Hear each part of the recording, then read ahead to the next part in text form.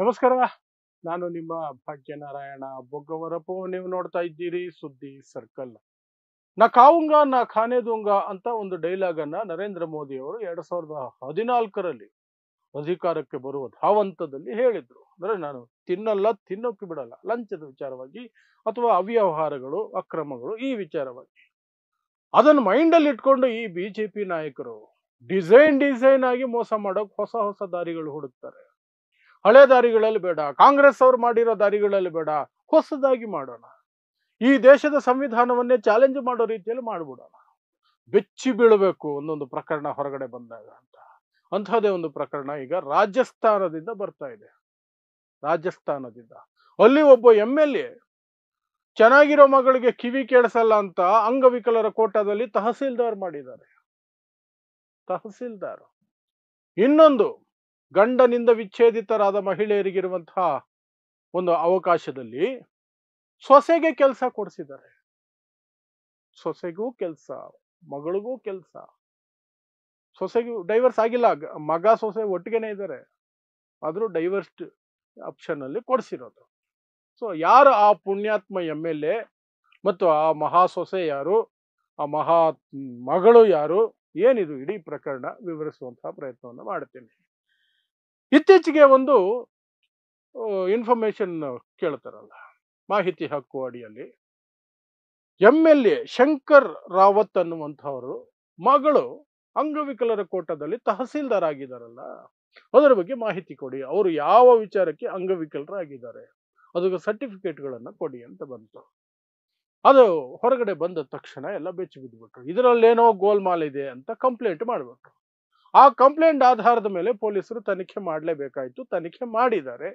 ಅದರಿಂದ ಹೊರಗಡೆ ಬಂದಿರೋದು ಮಾತ್ರ ದೊಡ್ಡ ಭ್ರಷ್ಟ ಭಂಡಾರ ಹೊರಗಡೆ ಬಂದಿದೆ.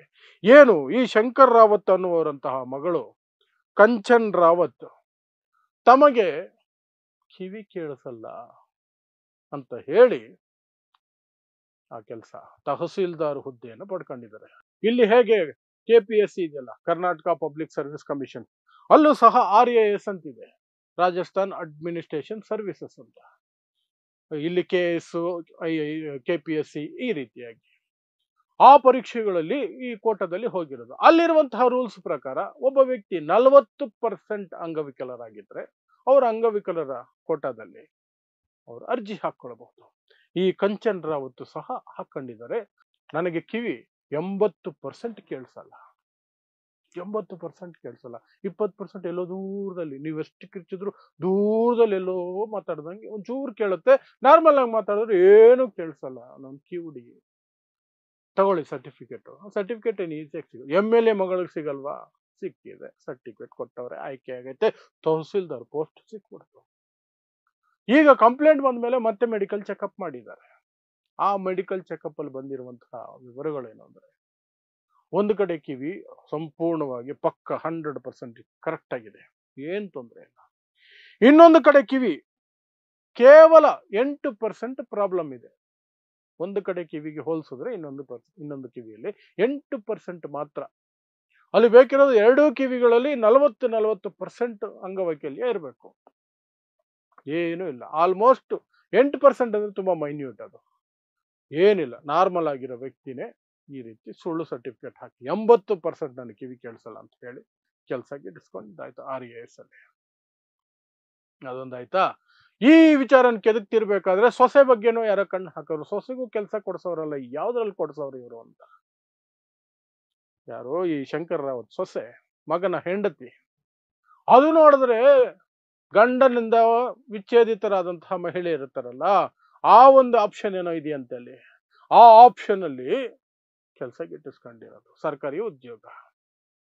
ಅದನ್ನ ಚೆಕ್ ಮಾಡಿದ್ದಾರೆ. ಚೆಕ್ ಮಾಡಿದ್ರೆ ಡೈವರ್ಸೇ ಆಗಿಲ್ಲ, ಮಗನ ಜೊತೆಲಿ ನೆಮ್ಮದಿ ಆಗವ್ರೆ. ಮಗ ಸೊಸೆ ಇಬ್ರು ಚೆನ್ನಾಗಿ ಅವ್ರೆ. ಬಟ್ ಸೊಸೆ ಡೈವರ್ಸ್ ಆಗಿದೆ ಅಂತ ಹೇಳಿ, ಡೈವರ್ಸ್ ಆಗಿದ್ರೆ ಮಾವ ಕೆಲಸ ಕೊಡಿಸ್ದಂಗೆ. ಇದು ಈ ಲಾಜಿಕ್ ಬೇರೆ, ಎಕ್ಸ್ಟ್ರಾ ಲಾಜಿಕ್. ಏನೋ ಒಂದು ಮಾಡಿ ಆಕೆಗೂ ಒಂದು ಗೌರ್ಮೆಂಟ್ ಕೆಲಸ ಕೊಡಿಸಿದ್ದಾರೆ. ಇದರಲ್ಲಿ ಮಜಾ ಏನು ಅಂದ್ರೆ ಈ ಒಂದು ಕಿವುಡುತನದ ಬಗ್ಗೆ ತನಿಖೆಯಾಗಿ ಆಕೆಗೆ ಕಿವುಡುತನ ಇಲ್ಲ, 8% ಮೈನ್ಯೂಟ್ ಒಂದೇ ಒಂದು ಕಿವಿಯಲ್ಲಿದೆ. ಹಾಗಾಗಿ ಆಕೆ ಕೊಟ್ಟಿರೋದು ಫೇಕ್ ಸರ್ಟಿಫಿಕೇಟ್ ಅಂತೆಲ್ಲ ಸಾಬೀತಾಗಿ 20 ದಿನ ಆಗ್ತಿದೆ.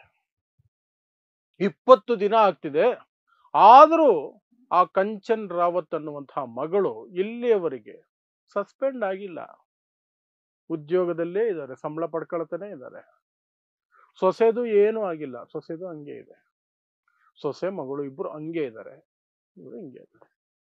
ಅಲ್ಲಿನ ವ್ಯವಸ್ಥೆಯನ್ನು ಕೇಳಿದ್ರೆ, ಇನ್ನು ಅಲ್ಲಿ ಮುಖ್ಯಮಂತ್ರಿ ಇದಾರಲ್ಲ ಭಜನ್ ಲಾಲ್ ಶರ್ಮಾ ಅಂತ, ಅವ್ರನ್ನ ಕೇಳಿದ್ರೆ ಕ್ರಮ ಆಗತ್ತೆ, it has its own procedure, it will take its own time ಅಂತ ಡೈಲಾಗ್ ಹೊಡೆದಿದ್ದಾರೆ.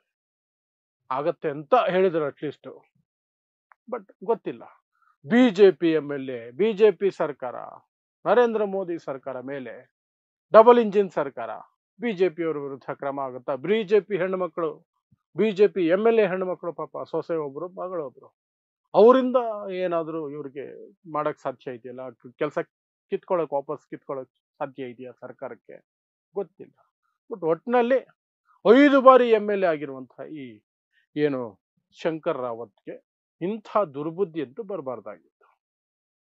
ಮಗಳು ಸೊಸೆ ಜೊತೆಲೇ ಇದ್ರು ಸಹ ವಿಚ್ಛೇದಿತೆ ಅಂತ ಹೇಳಿ ಸೊಸೆಗೆ ಕೆಲಸ, ಚೆನ್ನಾಗಿರೋ ಮಗಳಿಗೆ ಕಿವಿನೇ ಕೆಲಸಲ್ಲ 80% ಅಂತ ಹೇಳಿ ಮಗಳಿಗೆ ಕೆಲಸ, ಅದು ತಹಸೀಲ್ದಾರ್ ಹುದ್ದೆ. ತಹಸೀಲ್ದಾರ್ ಹುದ್ದೆ ಇದು. ಅದಕ್ಕೆ ನಾನು ಆರಂಭದಲ್ಲಿ ಹೇಳಿದ್ದು, ಬಿಜೆಪಿಯವರು ಮಾಡುವಂತಹದ್ದು ಇರುತ್ತಲ್ಲ ನವನವೀನವಾಗಿರುತ್ತೆ. ಈ ಕಾಂಗ್ರೆಸ್ ಅವರು ಟ್ರೆಡಿಷನಲ್ ಆಗಿ ಭ್ರಷ್ಟಾಚಾರ ಮಾಡ್ಕೊಂಡು ಬಂದಿರ್ತಾರೆ. ಅವರು ಒಂದು ಏನೋ ಒಂದು ಪಾತ್ ಇರುತ್ತೆ, ಒಂದು ಸ್ಕೆಚ್ ಇರುತ್ತೆ, ಒಂದು ಪ್ಲಾನಿಂಗ್ ಇರುತ್ತೆ, ಅದೇ ಎಲ್ಲರೂ ಫಾಲೋ ಮಾಡ್ತಾರೆ.